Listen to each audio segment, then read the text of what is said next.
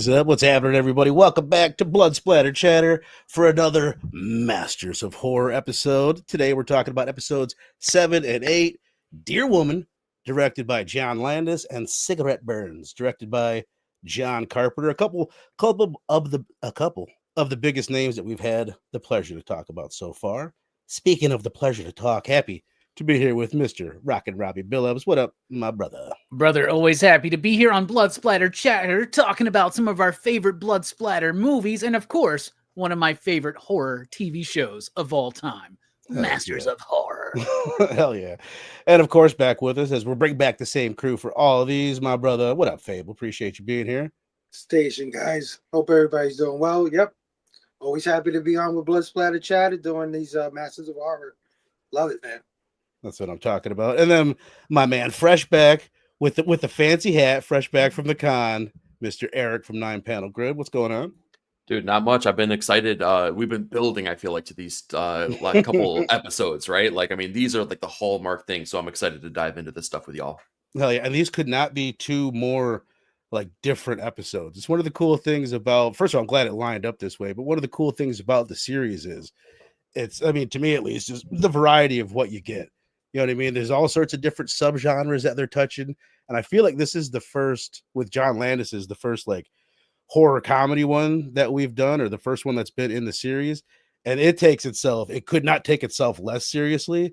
And then I feel like Cigarette Burns is polar opposite, where it takes itself very seriously. And it does it well. But let's get into The Deer Woman first, again, directed by John Landis.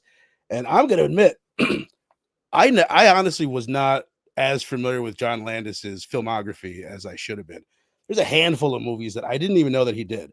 I've of course know about American Werewolf in London, one of my favorites, Trading Places, one of my favorites, and Blues Brothers, not one of my favorites. I don't even know if I've ever seen it, but many people's favorites. I'm sure you guys would all give me shit for not having seen it. I did not know that he also did Animal House. I did not know that he did Coming to America. Yep. I didn't know he did Three Amigos. I knew the Twilight Zone. There's so many. He did Vacation? Yeah. Mm-hmm. Why is it not on his fucking filmography? Beverly Hills Cop 3. But anyway, it turns out I fucking love John Landis. And the Thriller video is probably the biggest thing that he's ever done, or one of the most watched things that he's ever done. But a genius, like it's crazy that he just did the one real horror movie. And I think it's the best werewolf movie that I've ever seen, and one of the best horror movies of the 80s. But Robbie, just starting with you, just your thoughts on John Landis, and what's your favorite John Landis movie? Well, I absolutely love John Landis. He's not listed as a director of National Lampoon's Vacation. I don't know where that popped up in my head, but that's Harold Ramis and a few other people. Anyway, I do like John Landis. You were talking about Blues Brothers. That's my homie Jelani's favorite film of all time. So many people. I don't know what it is. I've like, it's one of those movies growing up. It was always on TV. I've seen bits and pieces of it. I'm about an hour outside of the city of Chicago, so it should be in my wheelhouse. But I don't know. It's never jived with me long enough to leave it on the TV and watch the whole thing. Yeah. Well, I mean, I like John Landis. He's mostly a comedy director. And even in the special features on the DVD, right? Of course, I have that Masters of Horror DVD set because this show made me really want to go back and get that Masters of Horror DVD set, because the bonus features are sometimes even better than the actual movies themselves, nice. Right? And in this one, John Landis goes, I was really surprised to be considered a master of horror because I've really only directed 2 horror films, right? The other one being Innocent Blood. Oh, okay. Like the mafia vampire film, which is a pretty good movie, right? But also a comedy. And even American Werewolf in London, that's a horror comedy in a way. There's a lot of comedic elements in that one, right? My favorite John Landis picture is, of course, American Werewolf in London. I mean, it's ridiculous, right? But comedy is essential to horror, I think. In order to build that tension, in order to build the mystery, in order to build the suspense, you got to have moments of relief, right? And some of our favorite horror films also utilize comedy in very perfect ways to help that roller coaster ride keep having those peaks and valleys, right? And John Landis is really, really good at that. Now, he is mostly a comedic director. He's done some of the greatest comedies of all time. You mentioned Trading Places, Coming to America, The Blues Brothers, Animal House. So it is weird that he's become a master of horror. And the reason why is because he's made one of the greatest werewolf films of all time. Yeah. I mean, that's the whole reason why. But if you look at American Werewolf in London, it's an unconventional horror movie. Everything's super brightly lit for the most part. Like the transformation is very like, look at the transformation compared to The Howling, right? Werewolf movies that came out the same year. Rick Baker was originally going to do the effects in The Howling. Instead, he had to honor his deal with John Landis to do American Werewolf in London. So we got his buddy, was it Rob Bottin? The Howling. Two great werewolf transformations. The two best in the world, in my opinion, right? But one is incredibly brightly lit, and one is kind of dark and atmospheric and moody, right? So even in his horror films, he's got comedic elements, right? And I think that that's why it works so well. He's also one of the few directors in this whole Masters of Horror project, because there is an unofficial season 3, which is the NBC show Fear Itself. So Showtime didn't want to renew, but Universal was still interested, so they moved it to NBC thinking that it would be a bigger deal. I knew back then, even in my snobby Robbie 20-something-year-old days, bro, there ain't no way you're moving this from Showtime to NBC and it's going to hit. You know what I'm saying? Now you got to cut a lot of stuff out. But I think he's one of the few of these directors who did 3 episodes across all 3, like both seasons and then in Fear Itself. Okay. So we had a lot of fun with it, right? And also, I think this was the first time he worked with his son, Max Landis, who wrote this script. Deer Woman, of course, was based on an actual mythological legend that he discovered, and then he gave it to his son. And that's a theme in tonight's show, is famous directors working with their sons for like the first time. Right. And but no, I love John Landis. I do consider him a master of horror because he did craft one of the greatest werewolf films of all time. I mean, that's no small feat. Innocent Blood is really good as well. And I think Deer Woman is fucking awesome, man. I love it. I love the tone. I love the seriousness of it in parts, but how it's not taking itself too seriously. And that is John Landis to a T. I guess another thing that he did was he did do a segment in Twilight Zone. Yeah. The famous one where the people died in the helicopter accident or whatever. But John Landis, man, I mean, he's also just buddies with all these people. All those posts, what do they call them? New Hollywood. All those New Hollywood guys, right? Steven Spielberg, Brian De Palma, George Lucas, Francis Ford Coppola. They all know each other, including John Landis, John Carpenter, all those directors from the 70s and 80s. They kind of have a cool brotherhood, I think. Hell yeah, man. What about you, Fable? What's any thoughts on Landis? What's your favorite John Landis movie? I mean, yeah, John Landis is definitely a favorite of mine. He's directed so many classic comedies that I just love. I mean, Coming to America, Animal House, you know what I mean? Just great comedies. I don't know. I guess my favorite John Landis movie would have to be Trading Places. It's a good one. I just love Trading Places so much. Speaking of movies that were on TV constantly growing up, I feel like that was always on TV. Yeah. No, I love Trading Places so much. But if I, besides the classics that everybody knows, I would definitely highlight Innocent Blood.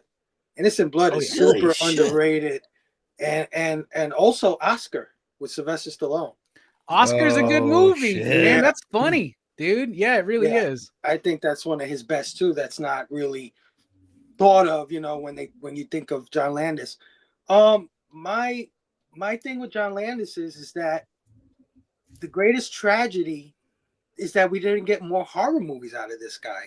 Mm-hmm. He was super ahead of his time with the horror comedy stuff. I mean, he can do the scary shit very effectively, because I don't know anybody who wasn't scared of freaking Michael Jackson and Thriller. Right. He was that damn werewolf. Or the horrific parts of American Werewolf in London. Because there's not a lot of them, right? For the most part, the movie's straightforward. It's a comedy. But when it's time to turn up the thrill, the scare factor, this guy has it. Right.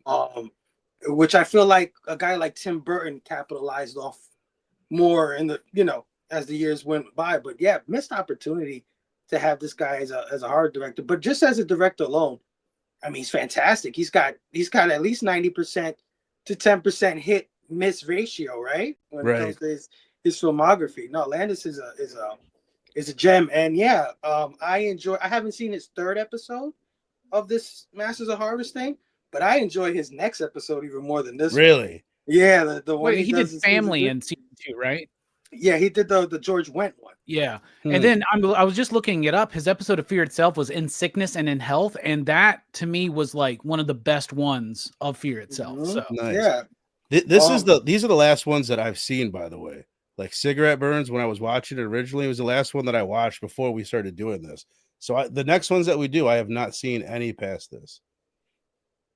It's all downhill from here, man. Oh shit! Well, I look the next two directors. I'm like, I don't even know who the fuck these people are. Lucky McGee and fucking Strokey McStroke or something. Strokey McStroke. We'll look into it at the end, but I did not know who they were when I checked it out. Very underrated work from Strokey McStroke. Before I send it to you, Eric, I was going to point out this is a film that I've heard about many times. I guess anytime Landis gets brought up in like a horror context, it's his first film was a horror comedy called Schlock.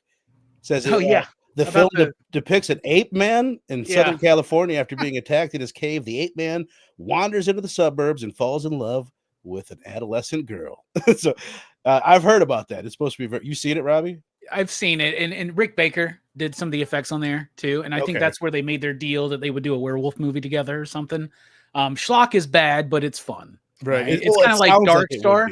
Like John Carpenter's first film, Dark Star, it's not necessarily good, right? But pretty solid. You know, and maybe one of the reasons why I did all this comedy and less horror is like we talk about a lot of these directors, Argento, Carpenter, a lot of these people, Coscarelli, they get typecast as horror directors, right? He probably, because of his successes, got typecast as the comedy director. Right. You need an Eddie Murphy vehicle?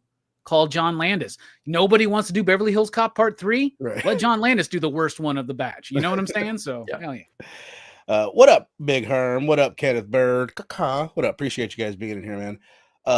Mr. E, my brother, what do you think, John Landis? What's your favorite of his work?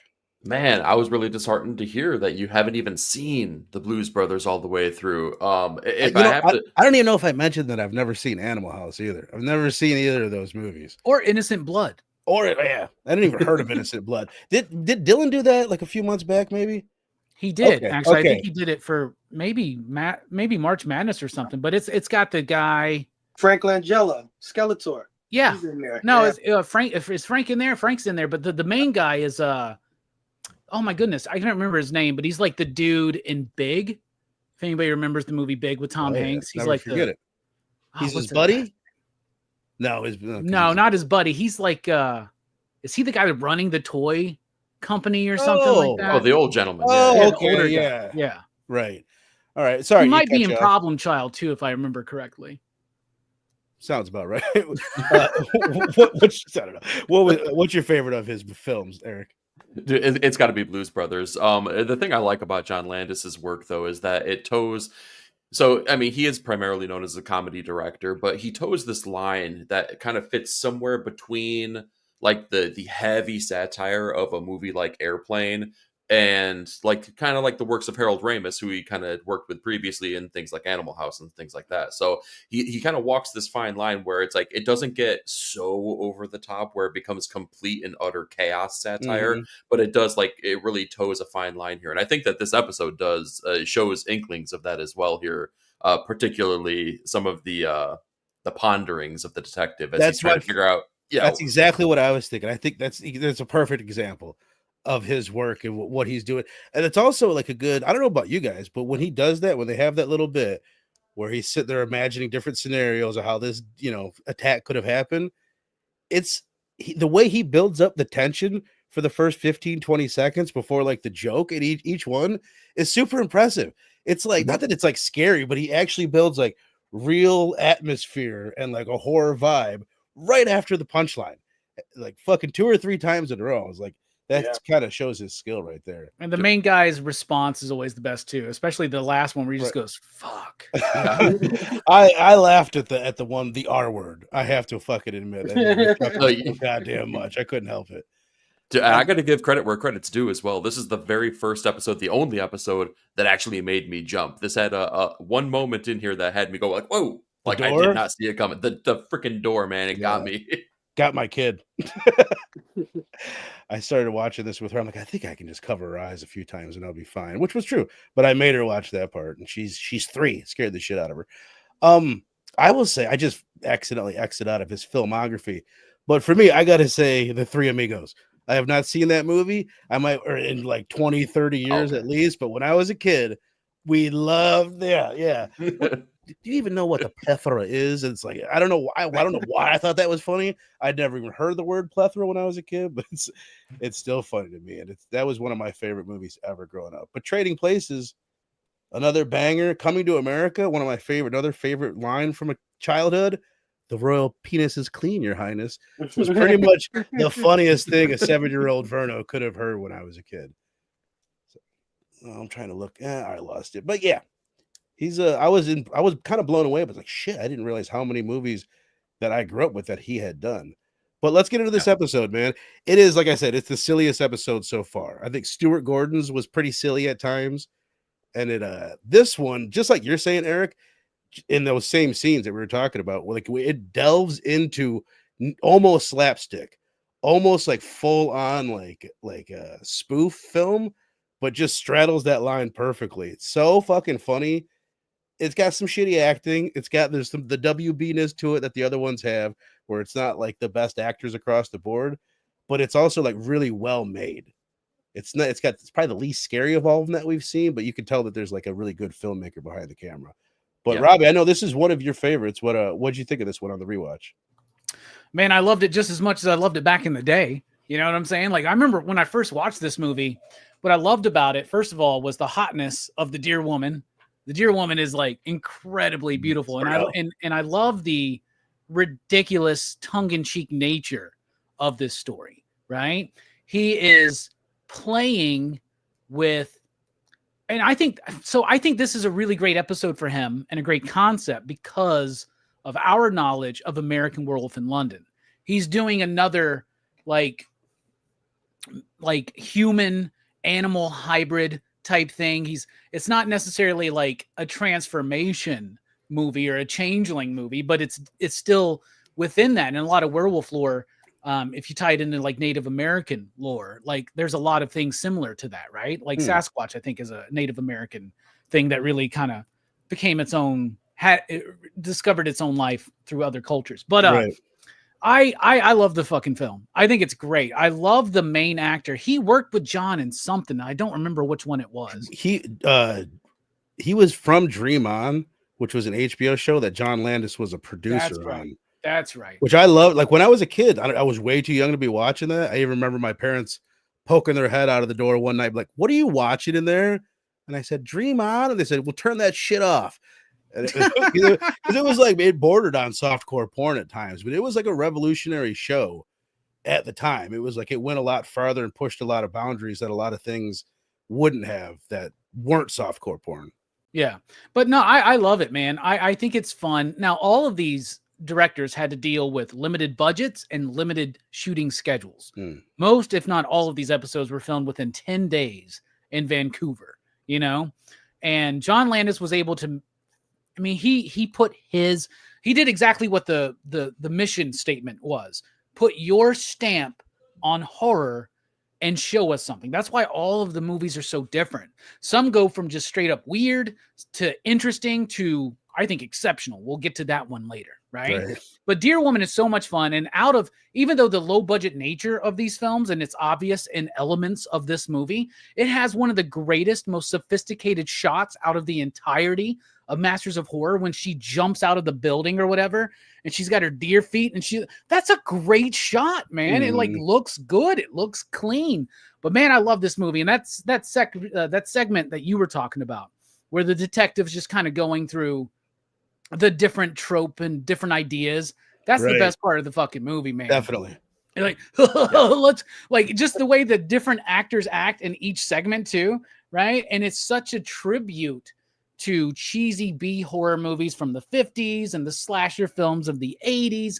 It all kind of lumps together. I love it. My favorite fucking line, horribly delivered, but in a fucking great way, is when the street cop who's like partnering up And I love the idea that this dude's been sent to animal cases and he's fighting to have this case back, right? That's playing with tropes as well, right? We see that in so many cop movies, right? Especially in the 80s. We're like, this case is mine. Nah, man, I'm taking it from you. I'm the better one. And then you're fighting to get that thing. I mean, it's hell. Isn't Beverly Hills Cop? You know what I'm saying? So I love that trope. I love the way they're playing it. But when his Carl Winslow Light, basically in this movie is at the fucking casino and he's making it and he goes to the hotel room with the deer woman and he's talking to the dude and he goes, oh, I'm a fucking idiot. Dwayne. Good. Like, you know what drives me nuts is that he doesn't, like, he knows, he's realized, like, oh shit, I probably brought home someone that's gonna kill me, but he doesn't turn around. He delivers like, I'm a fucking idiot. Well, turn around if you know that you're a fucking idiot. She's behind you. Yeah, but I love the movie. I think it holds up great. The woman is sexy. The movie is funny. It's got a lot of funny bits, and it's actually saying something, right? Like there's the Native American element, but really what it's kind of speaking on to me is this woman is able to get all this done. She doesn't ever say a fucking word, right? Like that first douchebag, you know, he's like celebrating his big sale or whatever the hell it is. And he's just like, this is my lucky day. Do you like, bruh, how fucking stupid are you? This chick not even talking to you. She's just looking at you smiling. It just shows you how pathetic some people are and how little it would take to fucking get them into a hotel room and murder them if you're a beautiful woman. What, you look like that? She's not just a beautiful woman. She like makes beautiful women. Wouldn't it ugly. Trigger some alarm in you though, Vern, if like a woman didn't say a word? It would trigger an alarm, all right. It would trigger a fucking tent in my pants. It's like you can tell me she's not even gonna talk. Oh my god, that's why he's like, this is my lucky day. So funny, so fucking funny, man. What about you, Faye? What's your thoughts on it? Oh, I love it, man. This is what Robbie said earlier. I think is exactly why I love it. It is he got the memo. You know what I mean? Like this is John Landis. This is the kind of movies he makes. They're borderline silly, but they're also very entertaining and enjoyable, right? Like you're getting a laugh out of it, but at the same time, it's like, wow, this is kind of wild. Especially when he chases her, right? Like it turns up considerably when he shoots her and then she escapes and he chases her down the car, fucking runs her over. This shit is insane. And I just love John Landis' style with this thing. My only complaint, well, two things I would say about it. One, it feels like a pilot episode of a bigger show, right? It feels like we're introduced to this cop, his friend, the girl coroner, you know, his like enemies on the force, the other cop, right? His little Crody, his boss, you know what I mean? It plays out like the first episode of a new series. This guy who's investigating these weird phenomena, and it also ends as if it's that, like, you know what I mean? Because he's just on the side of the road, and we don't get any kind of conclusion at all. It's just that's it. Right. He's on the side of the road. Cops come to him, and it's over. And it's like, oh, but it was just getting good. Because he didn't kill her, right? I had to rewind it. I'm like, because she just disappears. Yeah, she just like disappears. So she's still out there doing her thing. So they spend a good chunk of this getting you into his backstory, getting you into his surrounding cast. And then when he finally confronts the monster that he's been chasing through the beginning, that's when it just ends. And that would probably be my only complaint about it. But the ride is funny and it's really entertaining. Right. I like this the first time and I like this now. It's hard to have like serious complaints about this one because like I love when you could just tell like, oh, they are not serious about this. They're not taking it seriously. They're trying to make something fun and entertaining and good, but they're not, you know what I mean? They're not but is it really a complaint when you want more? Right. That's what I'm trying to say. Like I wanted it to keep going. I wanted to see a conclusion because she just murdered the Carl Winslow Light. Right. Well, even if it was just a pilot episode for like this dude did like this detective who every week is a case about some kind of weird animal attack or something. That'd be great. That series? Especially with him. Try to get his name just because he is really good. Brian Ben, which I feel like he didn't do enough, man. Like I really remember him from Dream On though. What up, Chill, by the way? Chill saying Dream On got me through early puberty. I know what you're talking about. My mom loved that show. What up, brother? Good to see you. What about you, Eric? How was the watch for you? I had a lot of fun with this. Like I've been pretty critical, I would say, about most of these episodes, and most of it came by way of the acting because it was so CW. Mhm. But I feel like, and I don't know if it's a matter of John Landis being John Landis and doing what he does best, or if he saw the constraints that he was going to have with the series and he went, oh, well, I'm going to lean into that and I'm going to do that. Because I think if this episode were too serious, or if it had a tonal shift into something that was maybe more horrific, it wouldn't have worked. Like I enjoyed the heck out of this. It was silly. It made me jump for the first time in this. It made me laugh out loud. And I agree with Fable here, what he was saying. Like, this feels like the onset, like the pilot episode of a series, man. This would have worked great back in the 90s, right after The Pretender, but right before Fear Factor, somewhere right in that sweet spot for a TV show, like a Monster of the Week kind of thing.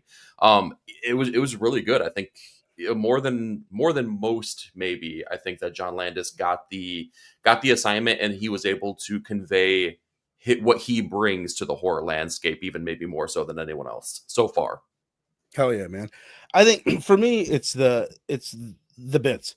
The bits are what really sell it for me. It's not like the most tightly written one. It's the bits and then that lead character. I think he's got an interesting thing going on with him killing his partner back in the day or previously. He's stuck on animal calls. He's the weird call guy. But just a couple more things to point out is you guys have already said all my favorite bits, actually, other than when he stabs that mugger.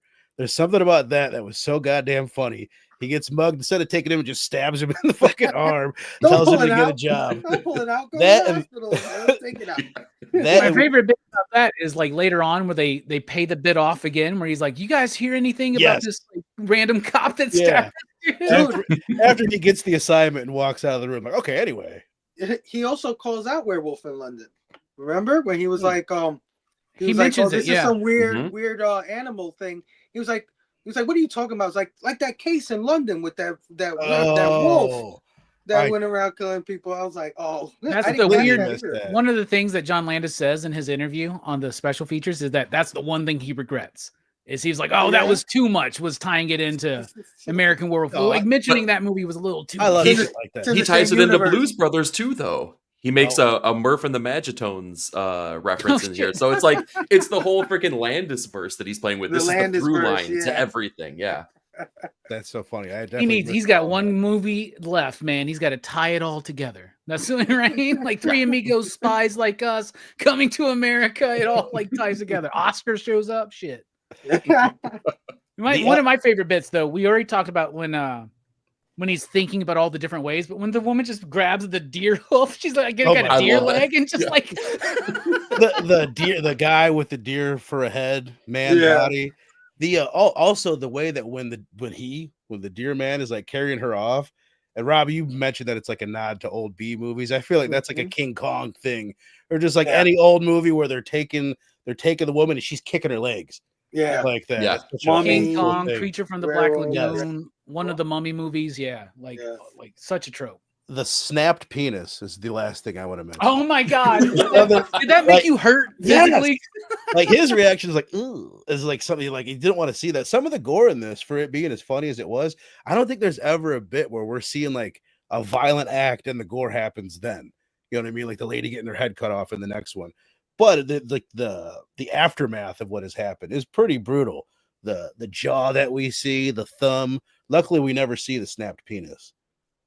Luckily, but if Argento would have done this, we would have seen that snapped penis. All right, let's go around, rate this bad boy, and then get into John Carpenter's cigarette burns. Out of 4, what are you giving it, Robbie? Out of 4 or 5? Excuse me, out of 5. All right, okay. Out of 5, I would give it a 4.5. Like I said, it gets the assignment, gets the mission statement. It's got John Landis's hoof prints all over it.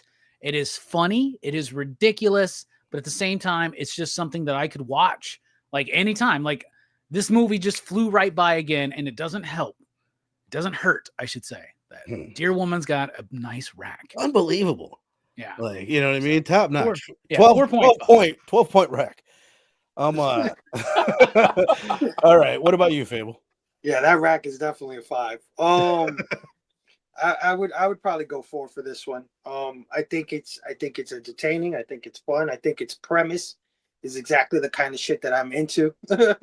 This weird case of the week thing, but um, again, I would say my only issue is that it left me wanting more. There was no real resolution to this story, which I think is a shame. I think it would have been cool to see what happened.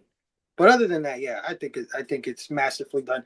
And like you said, I think Landis got the memo. This is the most, um, like you said, the most recognizable of his style, his particular style. He put it out there for this episode. So yeah, 4. Hell yeah. It's also just kind of cool, like we've been mentioning, like he didn't do a lot of horror. So it's like with Argento and Carpenter, it's like there's plenty of work that we can go back and check out his horror. With Landis, like this is it. Just like we've mentioned, this American Werewolf, Innocent Blood, which I haven't seen. So it is kind of cool to get a little bonus from him. Chill Out Man saying, Robbie, she may have a nice rack, but does she have a face like Jennifer? No. Well, Jennifer is a No. butterface, and No. Deer Woman is not. Deer Yeah, Woman's pretty perfect. good all the way through until you realize she's got, like, I don't know. I wouldn't even mind. Would you have sex with a deer vagina, bro? Not only would I have sex with her, I wouldn't even deduct points. Like you know what I mean? She's just, it doesn't matter. I don't care what's going on. What up, Evan? So we know that Verna would also fuck a mermaid. So there we go. That answers that question. Minotaurs, mermaids. Wouldn't have. All right. Eric, what do you give it out of 5? I think everyone's been right on pace here. I think this is a 4 out of 5 all day. So yeah, perfect score. He got the assignments. It was just it did things that no other episode so far have done for me. So I got to show a little bit of appreciation for that. Nice. I like that you're saying Robbie was wrong because Robbie gave it a 4.5. So Robbie, you're a little bit I'm off. sorry. Eric's A been little bit saying off. I'm wrong throughout this entire series. But that's okay. I don't. I'm gonna say that Eric is right because I said this I think on our first episode that I feel like I'll go all the way through this thing and almost everything is a 4 for me. I think Jennifer I had a little bit higher. If I didn't have it higher in retrospect, I would say Jennifer so far has been my favorite. And then we'll discuss cigarette burns after this because that may take the top spot. But I'm right there with Fable and E, and I will give this one a 4 out of 5 as well. So let us go ahead and move on. That was episode 7, season 1, Deer Woman, and let's get into the biggest name, one of the biggest names in horror, probably the biggest name that did this show, the most popular, most talked about episode, Cigarette Burns, starring. Oh, I knew I was going to forget his name. Remus? The fuck is his name? Daryl from The Walking Dead. Norman Reedus. Norman Reedus. Norman Reedus. Yeah. Norman Reedus. Who's solid in it, man. I think he's an interesting actor because I think his face is so expressive. Like you can really like he's a good facial actor, but then it comes to delivering some of the lines, you're like, oh, shut up. just tell me stories with your face again. But this one is really good. It's one of the most popular ones. Premise wise, to set this one up, it's basically about this forbidden film. This film, spoiler alert, that in the process of the film, they cut off an angel's wings on the film, and it's pretty much infused evilness into it. And Daryl from The Walking Dead, he is charged with going out and finding this thing. So he's basically tracking down, interviewing different people on his way to it. And I think it's like almost definitely the most thematically heavy one, like the deepest of all these episodes that we've done. It feels like maybe more cinematic than a lot of them, like more like a movie, just so well made.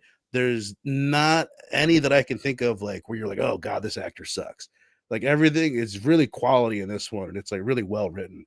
But let's start with just talking some John Carpenter. Robbie, the first episode I ever did on this channel was with you, and we talked about our top 5 favorite horror directors of all time. And at the time, I had Carpenter at my number 1. I don't know if he would still be there. Nothing against him. I think I've leaned a little bit harder into Wes Craven over the past couple of years. And honestly, I've seen some of Carpenter's movies that I hadn't seen before that I didn't like as much. I can't even remember what those are. Oh, you finally watched Ghost of Mars and the War? No, I don't even know what they were because I still don't think I've seen In the Mouth of Madness. So I don't know what it was that I saw a couple that I was like, oh, but he's got some of the best of all time. He's got my favorite horror movie of all time, hands down, Halloween. He's got what I think is maybe a better movie and maybe the best horror movie of all time in The Thing, and just so many more. I'll leave it there for now. But Robbie, if you have to pick one, what's your thoughts on Carpenter? And then if you had to pick one, what is your favorite John Carpenter movie? Well, I love John Carpenter because he is an incredibly solid director. And you look at Argento films and you go, that's an Argento film, right? You can tell style-wise that it's an Argento film, right? Even Wes Craven, you can pick up things. With John Carpenter, not applying thematic material to the movies, it's hard to pick out a style because he's just such a... His style is being very technically sound and very efficient. He's like a George Romero in a way, right? He's truly a blue collar filmmaker, right? And his craft mostly goes unseen in his films. I really honestly believe that, right? I mean, I'm not talking about the music, and I'm not talking about, who was his cinematographer forever? Dean Cundy. Dean Cundy, yeah. Not talking about that stuff, but just the way that the shots are set. I mean, Starman is as beautifully filmed as any of his horror movies. And Starman is a brilliant fucking film, right? Asking me my favorite movie of him, bruh, I can't pick that. I can't pick one. If I had to pick one, I mean, Halloween, but that's obvious. Halloween, The Thing, The Fog, I think is better than most people give it credit for. In the Mouth of Madness is one of my favorite Carpenter films as well. And if I wanted to round out that top 5, I might go Cigarette Burns or Big Trouble in Little China or Starman. Like, there's so many great movies. They Live. He's the one that it's like, God, he's got so many all-time great horror movies. But then there's like 2 or 3 of like They Live and Big Trouble. I loved those movies when I was a kid. Yeah. Had no idea it's the same guy that did Halloween. Like, exactly what you're saying. Escape from New York is a brilliant film, but he has made things like Escape from LA. He has made Ghosts of Mars. So he's got some duds out there, but I mean, who doesn't? You know what I'm saying? But I love John Carpenter. I think he's amazing. And I think Cigarette Burns is one of his, I think it might be his last great or really, really solid project. Well, I think you're right, because where are we at in this? Like 2005, 2006, right? Something like that, yeah. After that, he only did one. He did The Ward. Yeah, and that one's not very good. That's his like final film, and he basically, after, it seems like, just looking at, I haven't seen, like I said, I haven't seen Village of the Damned in forever too. But once after They Live, it seems like it went downhill. Outside of, you guys all seem to be fans of In the Mouth of Madness. I know it's divisive, but Village of the Damned, Escape from LA, Vampires, I hear nothing but negativity about. Ghosts of Mars and The Ward. It seems like he is what Quentin Tarantino is trying to avoid being. That's why he's like, I'm fucking out. He's like, I'm going to quit doing these because I don't want to become John Tarantino knows what he's talking about, right? He's like, most directors start sucking after 10 movies, man. Right. Fable, any thoughts on Carpenter? And if you got to pick one, what's your favorite? You guys in the chat too, what's your favorite John Carpenter film? Yeah, I'm with Robbie on this one too. It is hard, man, because I think I have an equal amount of love for The Thing, The Fog, and Halloween. I think and Christine. There you go, baby. I think all 4 of those movies, I know everybody would probably say Halloween is better, but not for me. For me, those 4 movies are equally as good. Maybe The Thing probably edges them out. But if I had to say my favorite, it would probably be They Live. I love They Live so much. I love Roddy Piper's performance in that movie so much. I love what's his name? Keith David. Yep. Is in that film. And I'm a sci-fi guy. I might be more of a sci-fi guy than a horror guy. So I love They Live so much. So I'll say that for now, but it is a deer hair. What about you, Eric? Oh, I'm sorry. Did you have more, Fable? No. Yeah, okay. No shitter will ever keep us away from John Carpenter. Chill out, saying my favorite's Pristine because I always was a little shitter. There you go. There you go. Oh yeah, Eric. So, favorite for me is actually an easy thing because there's a distinction between best and favorite. Sometimes, Absolutely. there are sometimes they match up here, but favorite for me is Big Trouble in Little China without a shadow of a doubt. Some people grew up watching The Neverending Story. Some people grew up watching The Dark Crystal and Labyrinth and stuff. I grew up watching Big Trouble in Little China. That's constant repeat over and over and over. That's my comfort food movie. So beyond a shadow of a doubt, that's my favorite of his. But when it comes to best work, I think that hands down it's The Thing. And Robbie and Fable, something that both of you said really resonates with me, talking about the stylistic choices of John Carpenter. And you're right, there aren't a lot of things that you can say are like tropes of his. There aren't a lot of things like that through lines where you can go like, oh, that represents a John Carpenter movie. But Robbie, you used the term blue collar with his approach. And I think that may be the stylistic choice that he makes, is that I love that every single movie seems to follow the everyman. It's kind of like the down on their luck kind of character. We have our Jack Burtons, RJ McCready's, right? In Halloween, we had the teenager characters. These are normal people. These are not there's no rich people, there's no well-off people. It is very much, and they live might be the perfect example of that. Right? We have the guy that nobody would trust whatsoever, who gets the glasses, who can see that the aliens are influencing everyone. So hell yeah. I think that's his trope. I think that's his approach, like Robbie said, and I think that's the thing that is the through line through most of these. And we get to see that a little bit here with the character of Kirby in Cigarette Burns as well. For sure. Even like the way, like, you guys notice John Carpenter in this. At one point, there's a shot outside where the guy is like removing the letters down from the theater, and it's John Carpenter that goes walking by in this sleeveless shirt. He's got this long hair and some blue jeans, like as blue collar of a look as you could have, with all of his little shitty little tattoos sporadically on his arm, which I don't know if those are real or not. I'm really curious if those are his real tattoos, because he looks like, like I said, like a very much some dude that's working a construction site and driving a Harley home. But no, yeah, he's a shit. If I had to pick, I already said it earlier, like Halloween is definitely my favorite, like his favorite. You know what I mean? I love the shit out of that movie. The Thing is his best, but the one that I was going to highlight, I think you mentioned it, Fable, was Christine. Christine's one that I didn't grow up with, and I honestly don't think I ever even saw it till we did it on Dylan's Horror Show a few years back, and I couldn't believe how good it was. It sounds like it should be bad. Crazy car coming after you. It should be so much cornier than what it is. But it's so good. It's a beautiful movie. He's the only man that ever made 50s music sound haunting as hell. Right? Like 50s music is upbeat, but it is fucking scary in Christine for some reason. Blue Moon scared the shit out of me in that movie. I don't know why. Hell yeah. I do think one of his undersung and underappreciated films is Prince of Darkness, by the way. I think Prince of Darkness is pretty good. I feel like this has a lot of through lines. Yeah. Well, that's what are the other ones in what is it? The Apocalypse trilogy? Is it in the Mouth of Madness and The Thing with Prince of Darkness? Prince of Darkness and Mouth of Madness. I think I had read somewhere like people saying like this could be included in that, as far as it being like a kind of like a Lovecraftian, like kind of deal that those are. And again, I have a lot of similarities to In the Mouth of Madness. That's and the Polanski film, The Ninth Gate. A lot of similarities to that one too. Yes. That's such a good movie, man. Speaking of underrated movies. It really is. But all right, let's go around now. Robbie, what are your thoughts on Cigarette Burns? How was the rewatch for you? Well, first of all, I think The Ninth Gate is better than Chinatown. So I'll go ahead and get that out of the way. That's a hot take for a lot of people. It's out there. I love Cigarette Burns. I've said things in my life before. I said this initially, like right after I watched this film. I was like, the greatest thing John Carpenter's ever done is Cigarette Burns. I don't believe that anymore, right? I don't feel that, right?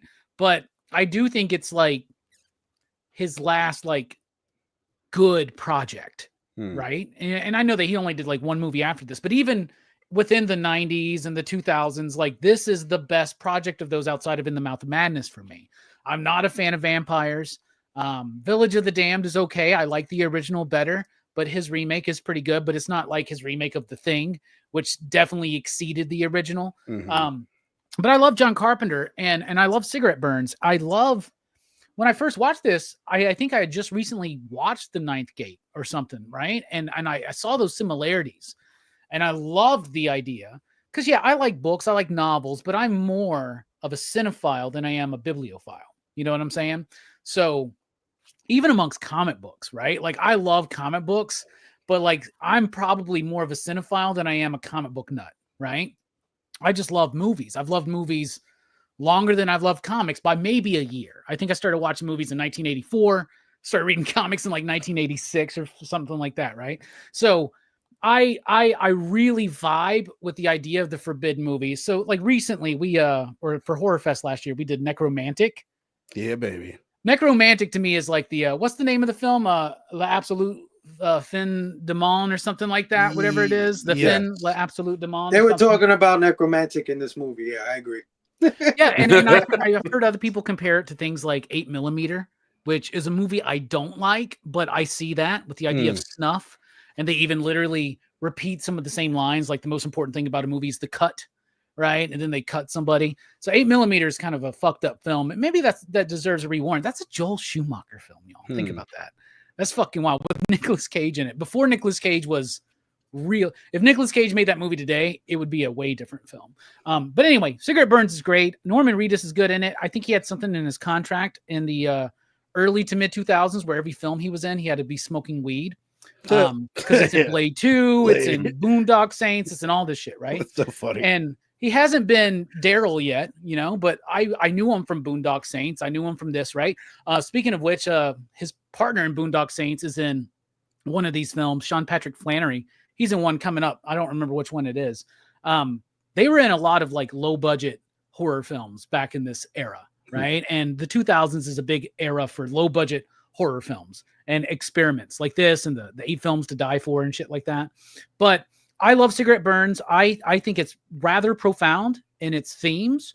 I think it's incredibly well made. If you listen to the commentary, John Carpenter actually does the commentary on this DVD. Oh, nice. And he talks about, well, one of the things I don't like about this movie is set in Vancouver. It's supposed to be in like LA and all these other places, but it's obviously Vancouver that really pisses me off. And I'm like, I don't know. Vancouver passed for any city for me back in 2000, whatever. Totally. But, even the Bronx and the Jackie Chan Rumble in the Bronx. yeah, right. It's supposed to be the Bronx. So he's really regretful about that part, and he also is like he goes, you know, this is shot like television. This isn't how I would normally shoot something, but it is like this. I'm shooting it for television, and it's widescreen, but it's not really widescreen. And if you know John Carpenter, one of his things he does love cinescope, right? Like he loves the 235x1. Like that's his fucking sweet spot. He doesn't get to do that, so there's a lot more tight shots, a lot more close-ups. He doesn't like that. It doesn't show as much space. That is something that I think is very particular about his visual style. Is his influence from westerns, especially like Howard Hawks and John Ford and shit like that, right? He's a big fan of the western. Those big, wide scope, open shots, a lot of space shown. You see that in most of his films. You don't really see that here because it's made for television. He's got a limited budget. He regretted and lamented having only 10 days to make this fucking movie. But the thing he's really proud of outside of the concept, and he felt like it was a way to re-explore some of his themes from In the Mouth of Madness. But the other thing he's really proud of is this is the first time he worked with his son, Cody. This is Cody's first score. Oh, really? And the music is amazing in this movie, man. The music is absolutely top notch. And I love it. I love the performances. I love this is a movie for people that like movies. And I love movies like that. Cinema Paradiso is something that sparks my mind. Movies that are made for movie lovers, for cinephiles. And I eat the hell out of stuff like that. So I think it's one of his best projects he's ever done, especially applying the fact that it was for television. And he's done TV work before. And I think it's way better in his effort in season 2, Pro Life. Pro Life is all right, but it's a little too heavy handed for me. But I really enjoy Cigarette Burns. And I think it's the best episode of Masters of Horror, period. And I think it's one of the greatest things John Carpenter did in the second half of his career. Hell yeah, man.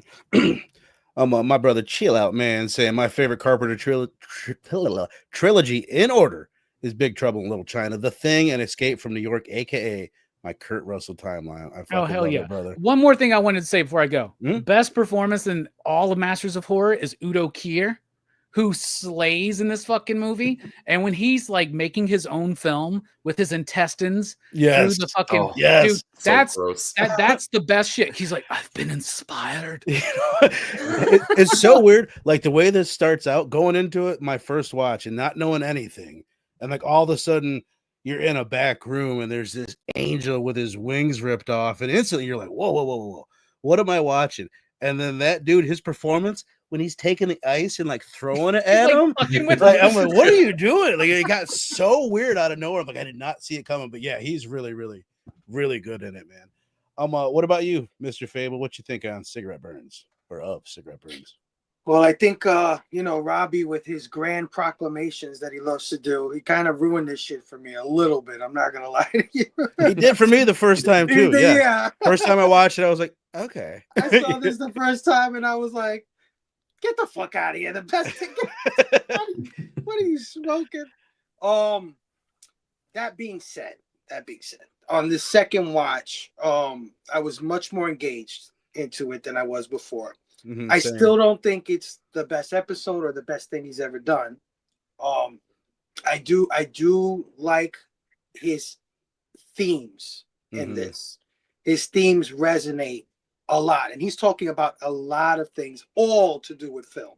You know, whether you're on one side of the camera or you're the audience watching the film.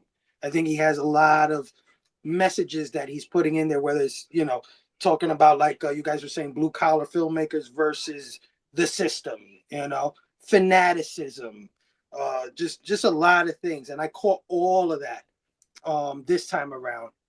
But again, and this is what I say about most of the episodes that we've seen so far.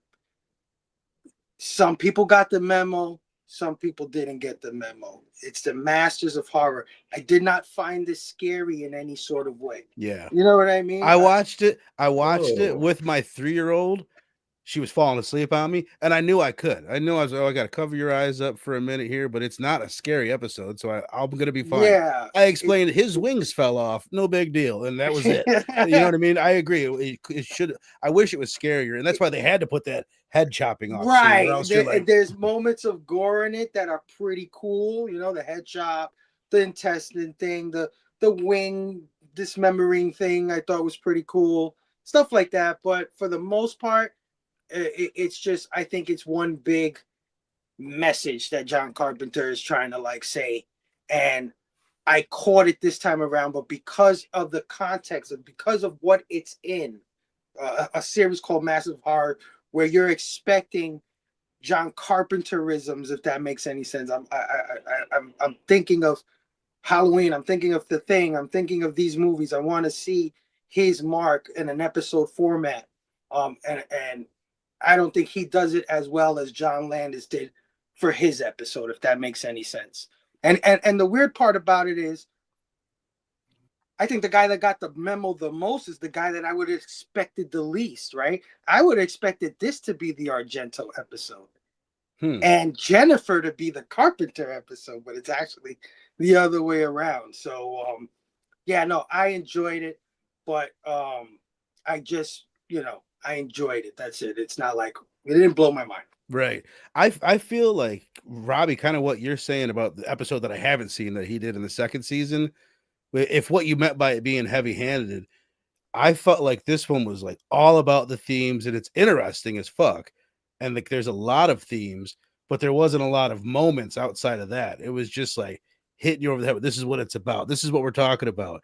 And just metaphors and symbolism heavy-handedly. Well, both of those episodes are written by the same people.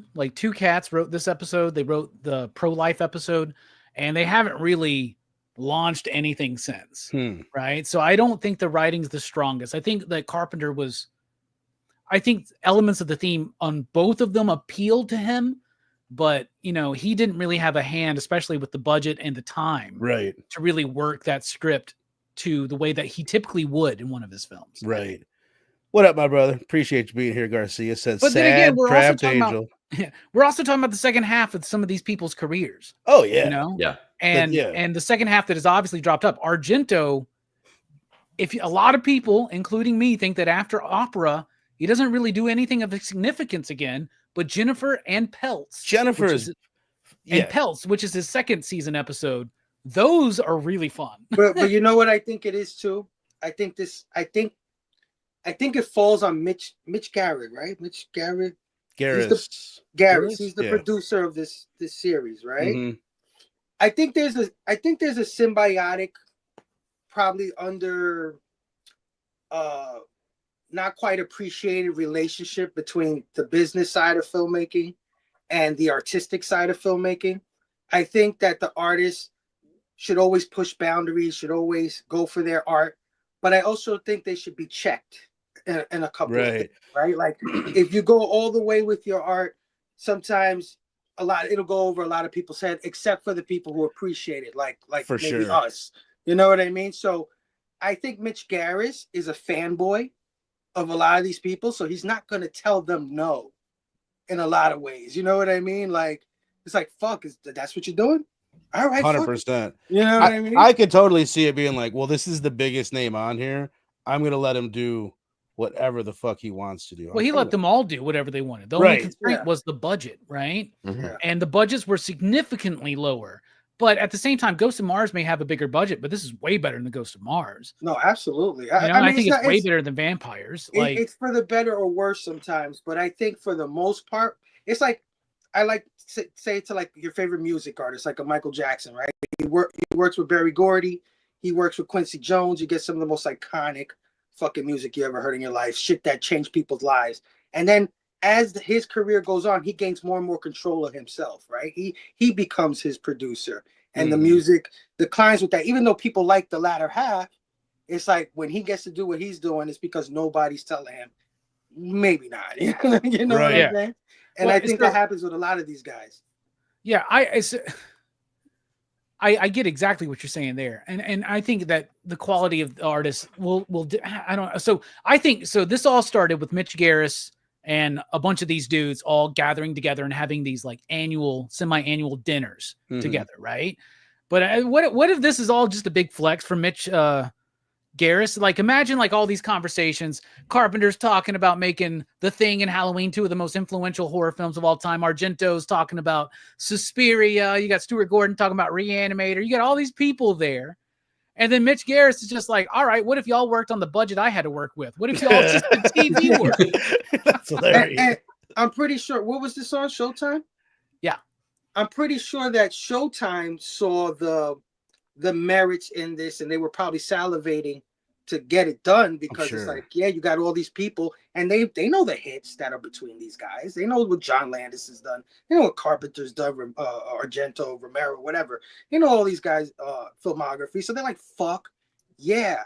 But I think Mitch Garris was like, I'm just going to let these guys do whatever the fuck they want. And I think some guys knew the project, and some guys were like, well, I'm just going to do whatever the fuck I want, whether they like it or not. And I think that's why it's a little mixed bag for me. One other key thing to know is that a lot of these were projects that these directors wanted to do and could never get a Hollywood studio to finance. So this was their opportunity. Like Don Coscarelli, huge fan of Joe Lansdale, right? That's why he did Bubba Hotep, which was a story written by Joe Lansdale. Hell yeah. Incident on and Off Mountain Road is a Joe Lansdale story that he wanted to do, and this was his opportunity to do it, right? So that kind of ties into it a little bit as well. But there's a lot of the first season was a huge hit for Showtime, especially in DVD sales. And then even the second season, though, it dipped. And I think by then they were out. NBC had better ideas. Let's put it on network TV. That will make it work, right? It doesn't. And Showtime let them do whatever they wanted, except for Takashi Miike. That was the one bridge too far for them. And probably because it had to do with abortion. But anyway. By the way, I was looking up Udo Kier. Because I saw him like, oh, I know this guy. And then I'm looking at his filmography. It's like, shit, what do I know him from? You'll know him from the first Blade movie. Yeah. Oh, okay. He plays Dragon Eddie. He's also Dracula in Andy Warhol's Dracula. 1974. I have not seen that. He's in Suspiria. He's in Suspiria. Who is he? Yeah. Is he he's the guy. He's drinking that Coke. Right? He's drinking the Coke, telling what's her name? Nancy? Is that it? Anyway, telling the main character about this Susie. He's telling her about the witches, and I know this guy you need to talk to. Yeah. All right. Okay. It's not his voice though. That's why you don't recognize him. That's so funny. Yeah. Okay. Damn it, Frost! I'm talking to you. Yeah. Any other business? Where you at on it, Eric? First time watch for you, I assume. What'd you think of it? This was awesome. Like in the greater Carpenter mythology, you hear about the Apocalypse trilogy of The Thing and Prince of Darkness and In the Mouth of Madness. And like in my head, I've always loved it just because I love John Carpenter's work. But The Thing always felt like an outlier to me. They're all about the end of the world, apocalyptic natures of things. But that one felt like it was always just kind of like a little bit outside of the scope. I see In the Mouth of Madness and Prince of Darkness, and I feel like this truly does feel more thematically in line with that trilogy. You know, if you were to take The Thing out, this was awesome. I feel like budgetary constraints taken away, I feel like this feels so in line with things like Prince of Darkness and In the Mouth of Madness. It is. You guys talked about it, the fact that it wasn't scary. I thought that this was incredibly scary, not gory, right, but cerebrally. Like there was moments of fear here, and I think that for me, one of the resonating themes throughout this was that cinephile aspect of it. I feel like this whole episode was kind of taking the funhouse mirror and turning it back on the viewer itself and being like, do you want to critique this? Like, it was made for the four of us to show us this is what you are like. Because I feel like if you were to compare this to something, for me, it's kind of like a marriage between In the Mouth of Madness. And did y'all watch that movie, The Menu? Yes. I haven't seen that one. Okay. It's pretty cool. I really like it, mostly because I like cooking shows, right? And this was like the foodie. It was like the inversion of that foodie aspect where it's like, you guys are obsessing over this and you guys are like clearly putting more thought into this than ever should need to go into it. And it's become this obsession that takes over like your level of enjoyment. And I feel like that's what they were speaking towards with this unwatchable movie, or this unattainable movie that they're trying to see with all of the bad nature that's been imbued into it. I feel like they're turning that mirror on us and saying, like, this is what you are. This is what you are doing to it. So in that aspect, it's incredibly scary because you're watching it going, oh, crap, I'm that guy. I'm Udo feeding my intestines into the freaking reel now. Yeah. And yeah, me and sucks. Verno know that completely because we did that last year with Necromantic. Yeah. We intentionally were trying to find the most like gnarly, distasteful movie to watch, and we both kind of regret it. I think we found it. And then fucking John, what's his name? Why am I Spiliotopoulos? He watched it with his family on accident. Yeah. Bro, Oh, no. He didn't know what it was. That was the only movie that I've ever seen that I kind of wanted to throw up. For sure. Yeah. This is disgusting, highly. Yeah. Eric, were you finished? I mean, beyond that, yeah, no, I just thought it's far and beyond like my favorite episode that we've been able to watch so far. Yeah. Nice. Like I said, I enjoyed it. Like same thing that you said earlier, Fable. It was hyped up to me, not just by Robbie, but by people on the internet. Like it is kind of put on a pedestal. And I went in exactly like I didn't know what to think, and I was like let down the first time. I enjoyed it quite a bit better this time. If I have an issue with it, because you guys, I agree with all the praise that you guys have given it. My issue is with the pacing, and it's like I've said this before, Robbie. I said this when we talked about Chucky, the first Child's Play, that he needed a hype man, and I had never known like that's a thing in horror. Like one of the reasons why Michael Myers is so scary in the first one is because he has Loomis as his hype man. He keeps on telling you he's fucking scary. Trust me, he's gonna be scary. And you look back, like Jaws is like that. You've got Quint and Hooper, and they're like, this is the scariest fucking shark ever. And they're just hyping it up. It's third man syndrome, basically, right? We're talking about the Joseph Cotton, Orson Welles film where Orson Welles shows up in the third act and he's the third man, and they've been talking about him and building him up the whole movie. So when he shows up, he already has the impact. That's right? cool. Yeah. Right. What you see, it's like it's a thing that you see in like so many movies. But in this one, that's exactly what it is. Got Daryl from The Walking Dead meeting the guy, and he's like, this film is fucking terrifying. And then he goes to someone else who's like, no, you don't get it. It's super terrifying. Look at my fucking hand, worse. So it really is what, like, there's 3 or 4 people in a row that he goes and just talks to that hype this movie up until you get to the point where you see it.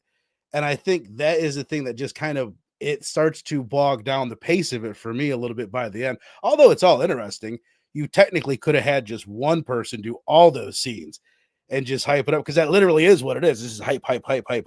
And then you see bits of the film. Having said that, it's still really enjoyable, but that would be like the thing that I think afterwards that I was like, that's what kind of bogs it down for me. And just, it's not very visually, like it's not, you know what I mean? There's no Dean Cundy. A lot of people have said John Carpenter is Dean Cundy.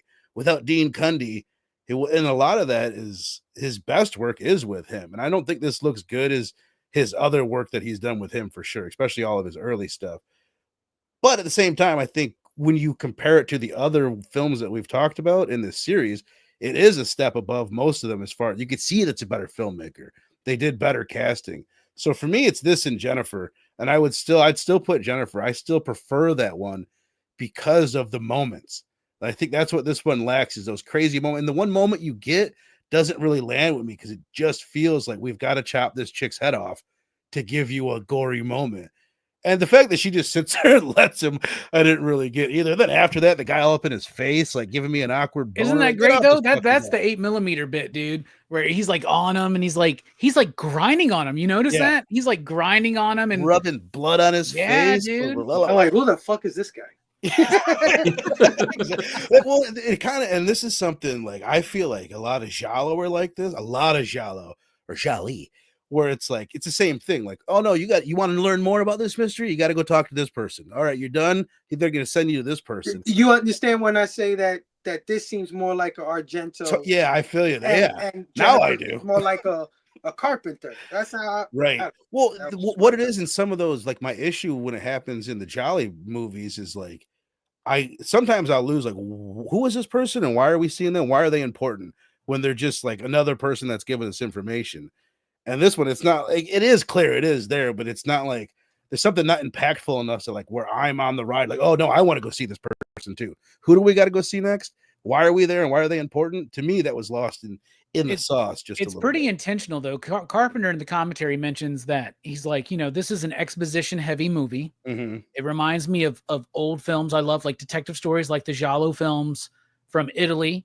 And that's probably why the movie they're watching the first time we see the dude's theater is Profondo Rosso, right? Yeah. And so I think that it's intentional. And he even says in the commentary, he's like, I know a lot of people don't like exposition movies anymore, but he goes, I grew up on those things, so I really like them. So, which makes sense because they're cheap. Like, look at a Star Trek episode or like old TV. It's all just people talking and building the world there. And it's like, I love that shit. I love Star Trek. But so, I mean, yeah, that's a good point. El Chinon says, I would love to trick or treat with my kids, with you people. I would love that too, man. Says, I hate new Halloween decor besides the movies. I hate how the holiday has changed the stuff you can buy at Home Depot. I feel you, even though I buy a lot of my Halloween stuff at Home Depot. But I feel you, my brother. Yeah, the best Halloween decorations are severed limbs. Let's go around now and rate this bad boy. Cigarette burns. And then Robbie, Fable, you guys doing a little, or I'm sorry, Fable, you guys kind of mentioned on what the movie was speaking to you. But if you guys have more to that, please do. But Robbie, your rating, and then if you want to add some more of like what you think the message of this film is. Well, I really like what E said about obsession and turning the camera back around to the cinephiles. Like I keep mentioning the necromantic thing, man. Like you push, I said this on that episode. You push and you push and you push, and you keep crossing boundaries, and then all of a sudden you wind up in a place you don't want to be. Right? But what I love about this is how eldritch this one is. That's why it fits so much more so in with Prince of Darkness and the Mouth of Madness, because it's very Lovecraftian. Right? Less so than The Thing, right? I agree with you, E. Like The Thing doesn't feel like it fits thematically within the Apocalypse trilogy because those feel like eldritch horror. They feel like Lovecraftian movies. What right? Eldritch, explain this to me. I'm like I'm 5 years old. I'm talking about something that. So the idea is, especially in a lot of Lovecraftian stuff, and eldritch just means strange, but in particular, how it relates to Lovecraftian horror is the fact that there are entities and concepts out in the entire cosmos where we as humans are so insignificant that even the thought of it would drive us mad instantly, right? That's something that's played with in Prince of Darkness through the power of Satan. It's something played in through In the Mouth of Madness with a more Lovecraftian bend to it. And it does it here with a heavenly bend to it, right? So art is made, cinema in particular, but art is made to encapsulate and focus human experience.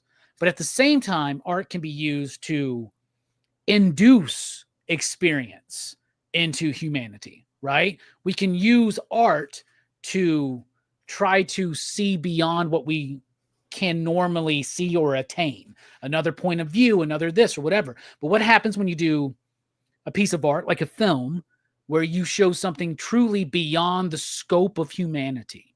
And that's what we get in Eldritch horror, Lovecraftian type stuff.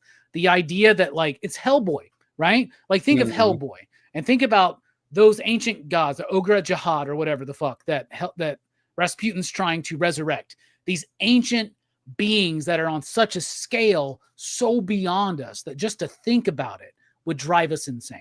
And that's what they're playing with here in this movie. It is about obsession, but I love how it infuses that Lovecraftian vibe into it. I think it's fucking brilliant. It's exactly like what the Ninth Gate is. A lot of it times, and I think Carpenter in particular, dude, Eric, you're right. This is a better Apocalypse trilogy, if you want to call that, or I would call it his Lovecraftian trilogy, right? But Prince of Darkness, the insanity comes from the idea and concept of just evil as a whole, right? Which is in that movie in particular, like the devil or Satan or whatever. And in the Mouth of Madness, it's very Lovecraftian. I mean, he's basically that fictional writer in that movie is basically Stephen King spliced with H.P. Lovecraft, right? Yeah.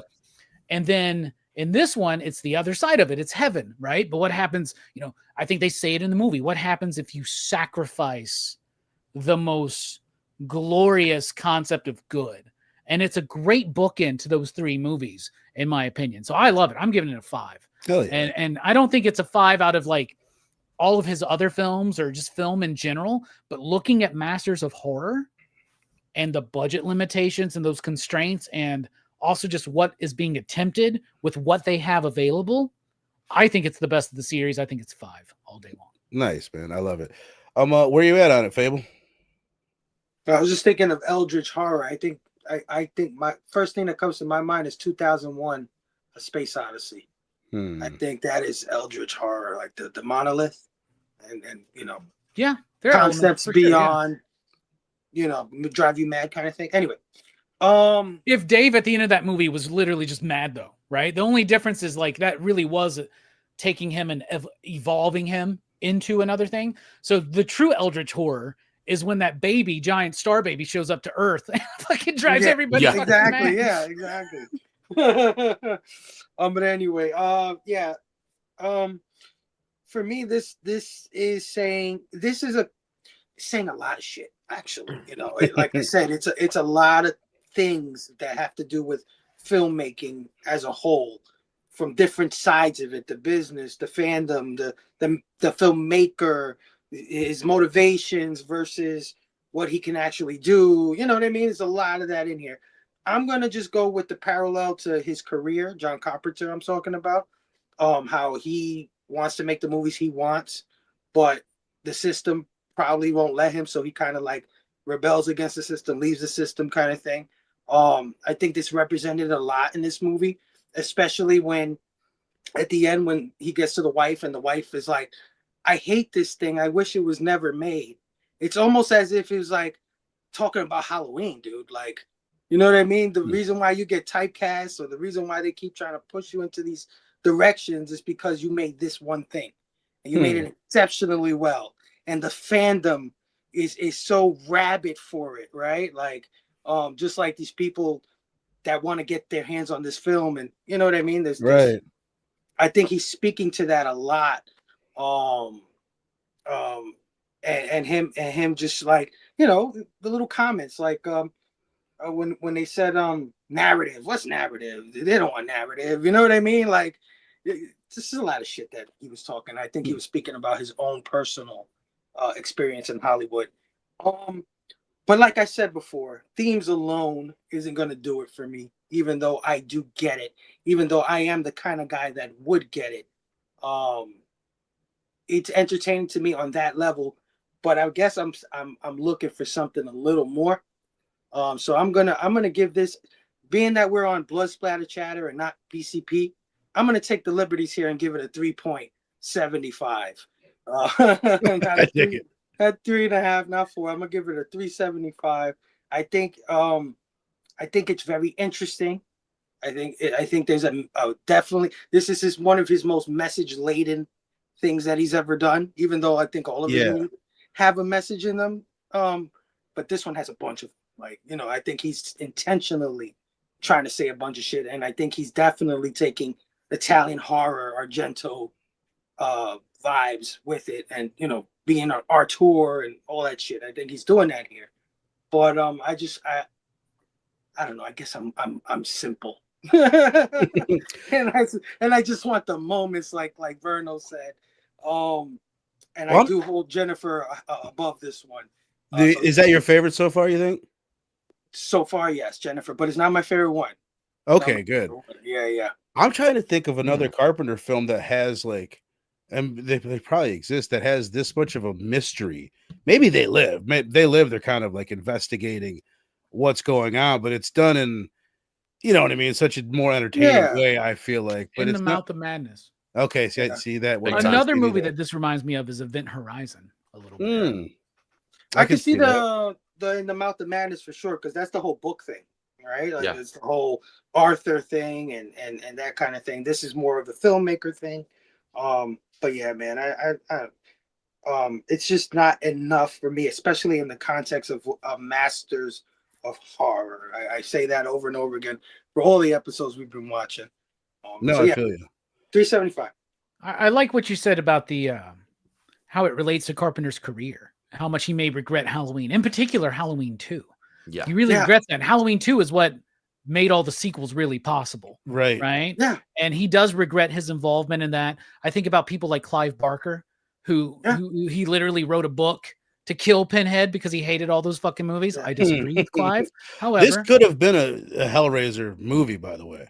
Yeah, very Hellraiser. I felt like this could have been like they could have taken. And the greatest tragedy of John Carpenter's career is all he ever really wanted to do was make a good Western. Yeah. Never did. He never got to do that. That's interesting. Some of these artists, it's hard to say here no, right? It kind of pushes them away. They're not the biggest fighters of their craft as maybe another guy might be. You know what I mean? But I don't know. You kind of got to work in the system to change the system, if that makes any sense. You kind of got to be like a Quentin Tarantino or you know what I mean, where you change it from the inside, where you become the genre. Now, who's going to tell me no? Right. Shit, he already did that. Yeah, he pretty much invented the slasher.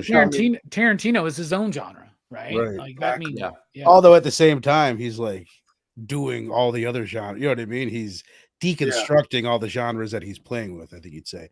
But Eric, where do you stand on it? What do you give it out of 5? Ooh, I really, really enjoyed this. I had a really good time with it.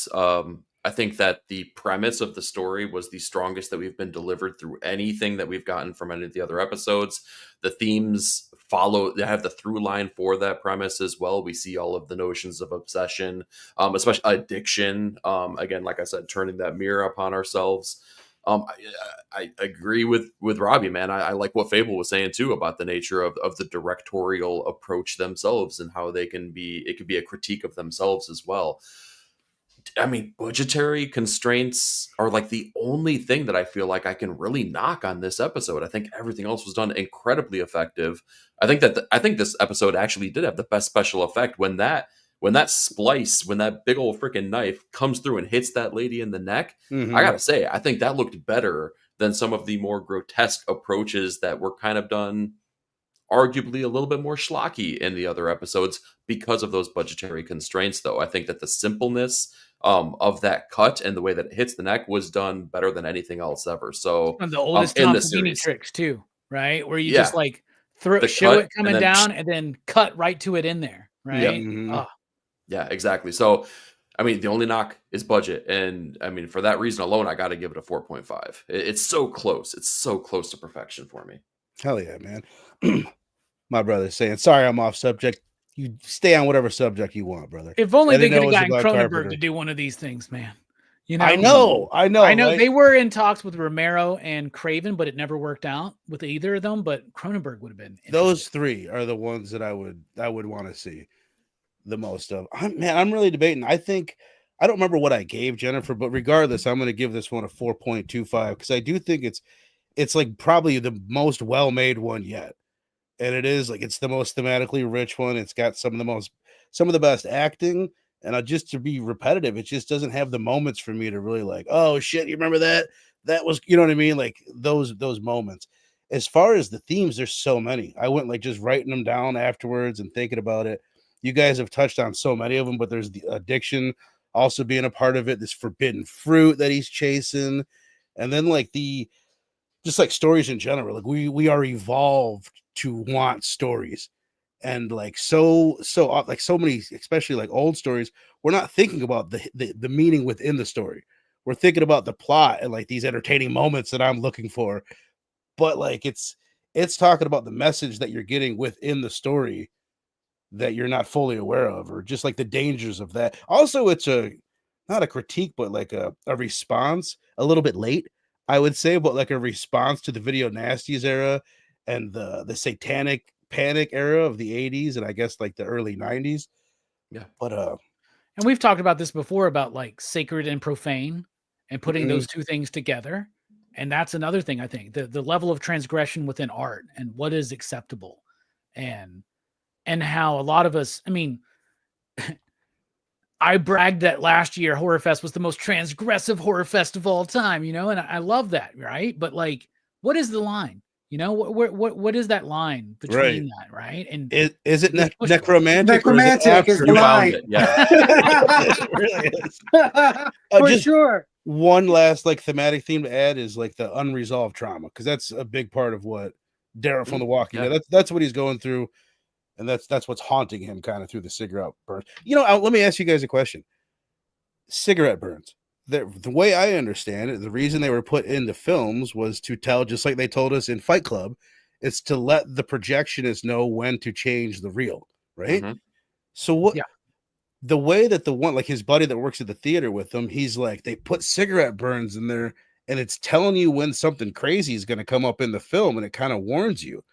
It's like, that's not right. You know what I mean? Like, what do you think he meant by that? Even in the commentary, Carpenter says, I don't think we quite really explained the cigarette burns thing to people. He goes, I think Fight Club did it way better. But what they were saying is that, like, just typically because of act structure at a real change is like approaching the end of an act. Okay. So something's about to be happening. That makes sense. Okay. Yeah, that makes a lot more sense. I remember thinking then there's the like too where it's kind of cheesy, but where the cigarette burns like start happening to you in real life. Right. You know, you start seeing them, you black out, you wake up, everybody's dead around you, and like that. It's there's a deleted moment. It was in the script, but they didn't film it. But one of the elements in the script was that the movie actually teleports from location to location. It's kind of like the Lament configuration, where like that Hellraiser vibe is 100% true. Like the closer you are to searching and truly seeking out this forbidden transgressive fruit, it comes to you. Right. Hell yeah, man. I feel like I had something else, but fuck it. If it was that good, I would have remembered. All right, well, hell yeah, man. Let us wrap this bitch up. 5 from Robbie, 3.75 from Fable, 4.5 from Eric, and a 4.25 from me. So what do we got going? What do we got going coming up on the channel? If I can get my shit together and oh my god, I'm pressing crazy buttons. I just blocked out everything I was trying to see. Oh, it's right here. I know what you did last summer. We're talking about it this Thursday. Tomorrow's the last day to see this thing on Netflix, by the way. So if you're interested, it is leaving Netflix after Monday night. So go check that out tomorrow or tonight, and then come hang out with us on Thursday. Back on Thursdays, 8 o'clock Central Standard Time to talk I Know What You Did Last Summer. The new one's coming out in a couple weeks, so get prepped for it. Come hang out with us. So let's take it off of Netflix. That's great. Yeah, That's I know. Good idea. I think they timed that out because, like, oh, people are gonna want to watch this, and they'll go pay for it now. They'll go pay for it or whatever. Yeah. Mm-hmm. But coming up, I'm fucking like part of the reason why I started this channel was to do this series that we're going to be doing starting in a couple weeks. It's basically this podcast that I love called The Evolution of Horror. They started with like the evolution of the slasher series. And honestly, that series, more than almost anything, aside from doing DHS with you guys, like finding that podcast, like that is why I'm into horror the way that I am right now. Like that series, like it opened up like, oh shit, these are all the things that led up, like the evolution of the tropes of the slasher. And then that particular podcast, it went on to do the same thing with ghosts and folk horror and like every subgenre you can think of. It's like the greatest podcast in the history of podcasts. But this is my version of it, where instead of having all these brilliant film critics, it's going to be me and fucking Stu and Link talking and going through these. So a lot of these movies they've never seen, so that'll be really interesting too. But starting in 1960, leading right up to Halloween, we're going to be hitting all the most important like proto slashers that kind of led to Halloween. So that is starting in 2 weeks, and I'm super stoked about it. Not as stoked as I am for Stand By Me tomorrow night on PCP. Tell people about it, Robbie. It's Verno's pick right here. Tomorrow night on PCP, we wrap up Crew's Choice. That's right. The episode before we go into Action Fest, the finale of Crew's Choice is Verno's pick. Your first PCP pick, Stand By Me. It's available on Paramount Plus. Ooh, You can unlock a free trial if you're not already subbed up to it. good to know. And very excited to discuss this film. And Verno, I didn't realize you were in this fucking movie. I forgot. That's how I got my name, babe. I'm literally, that's why they call me Verno. It's from this fat kid right there. Hell yeah. And look at what happened to him. You know? Yeah, Look what I happened to know. him. I know. He ended up getting killed in Scream 2. But he looked good doing it. He looked really good doing it. And then Action Fest, man. You and Fable going back and forth. PCP one collection down. Tell people what it Heck is. yeah. It starts the day after Stand By Me on July 1st over at Fable's channel. We got a great lineup of action films, a lot of them sci-fi action, as Damien made sure to let us know that a lot of these were sci-fi action. You know, there's a little bit of a difference than just a true action fest. But you know what? This is one of the greatest action fest lineups of all time. And I'm very, very excited. So check us out every Monday and Tuesday, except for Blade 2 is going to be on a Sunday because I'm going to Monday Night Raw. So That's what I'm talking about. Fable, you're doing yours on Tuesdays? Yeah, Tuesday, Okay, cool. 9 p.m. Eastern. Yeah, man, some of the best action movies are sci-fi movies, man. 100%. I'm sorry, guys. Absolutely. I'm not gonna. I would never Delta be like, Force. whoa, Terminator. You can't do Terminator. Like, what do you mean? It's one of the best. Yeah. Yeah. You want me to do Delta Force and I don't know what the fuck else. Well, we did Missing in Action and regretted it. So Missing in Action. No, I come in peace, man. 1990. Dolph Lundgren joint, you know what I mean? What more can I say than that? Like it's got that 80s action schlock in it. It's got a cool ass villain, and it's got the Dolphmeister in it. I can't wait to get into this one. The Dolph. Love it, man. Awesome. Are you still doing Blame Fable and His Amazing Friends on Fridays, or is this kind of replacing it during? No, I'm still coming on Fridays, but this Friday is July 4th, so we're skipping this Friday. Yeah. Gotcha. All right, and Eric, what you got going down over on 9-Panel Grid?